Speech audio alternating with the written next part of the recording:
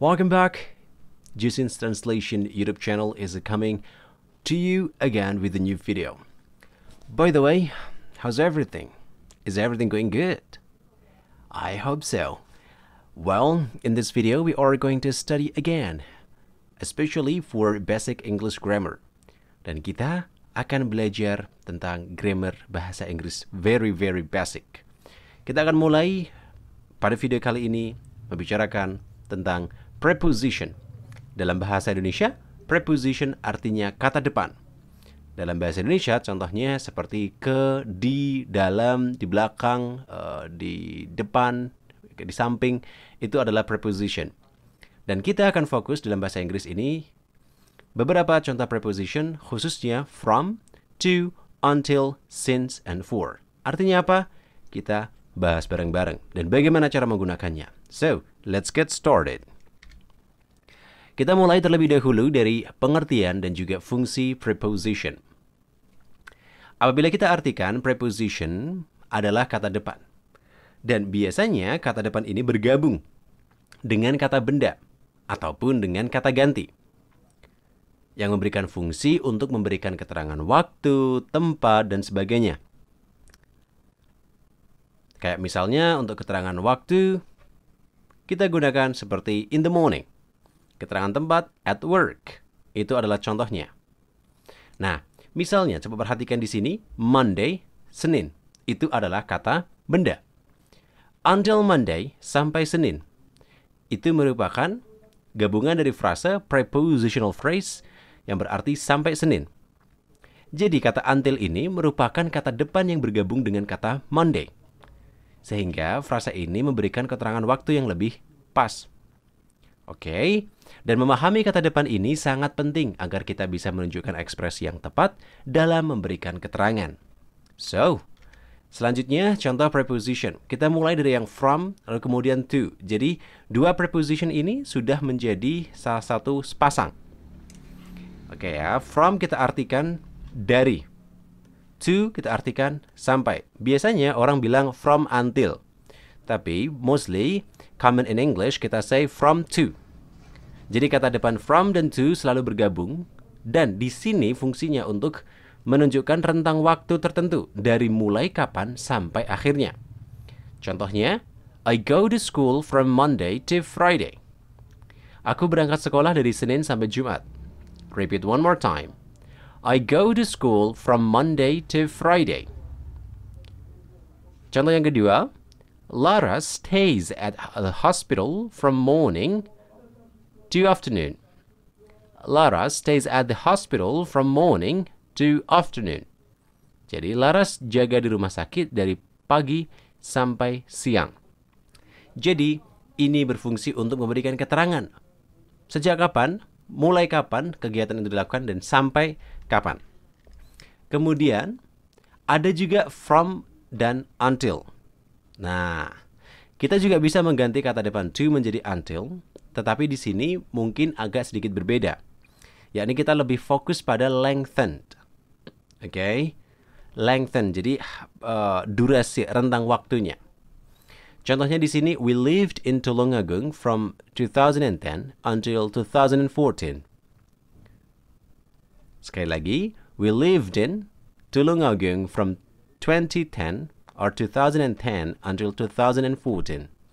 Aku tinggal di Tulungagung dari 2010 sampai 2014. Atau, I practice a saxophone from Tuesday until Saturday. I practice a saxophone from Tuesday until Saturday. Aku berlatih saksofon dari Selasa sampai Sabtu.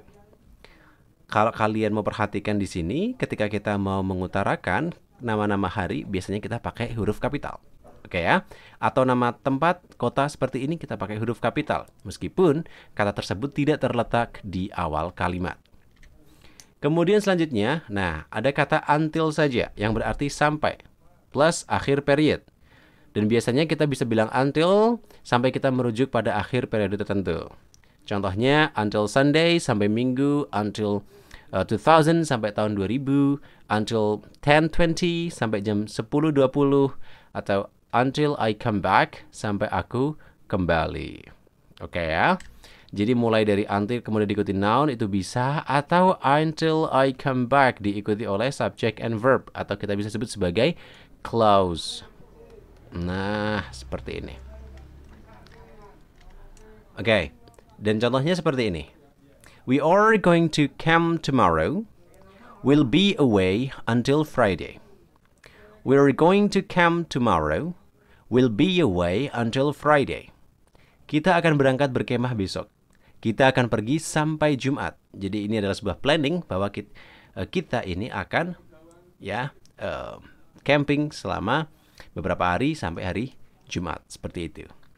Kemudian, oh my goodness, I slept in until 7 a.m. Oh my goodness, I slept in until 7 a.m. Ya ampun, aku tidur nyenyak banget sampai jam 7 pagi.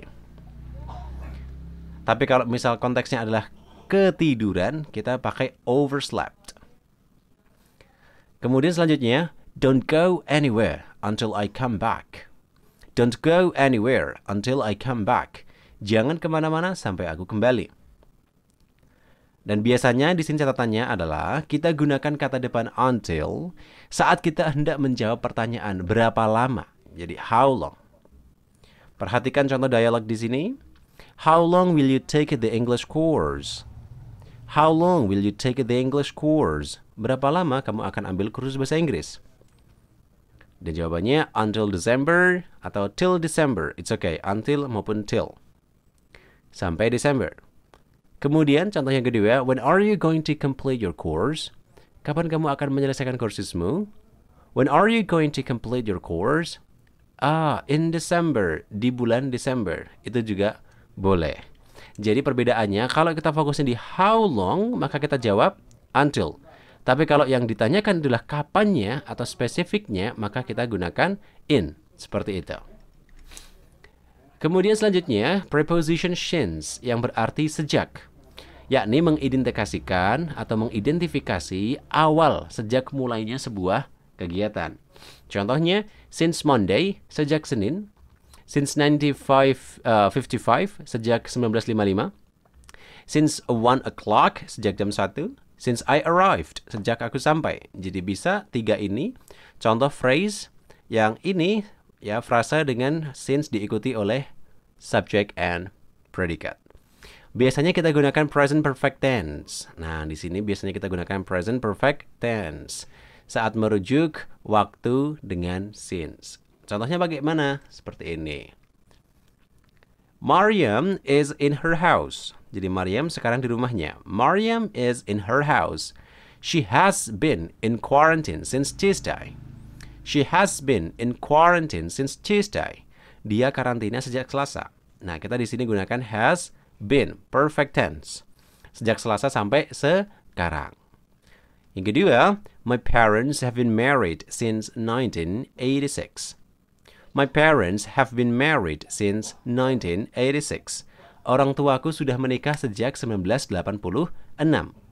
Jadi, ukurannya adalah sejaknya itu adalah awal mulanya sampai sekarang. Kemudian selanjutnya, preposition for. Nah, for ini berarti selama. Yang berarti konteksnya adalah durasi waktu. For example, for 3 days, selama 3 hari. For 2 weeks, selama 2 minggu. For 10 minutes, selama 10 menit. For a long time, selama waktu yang lama.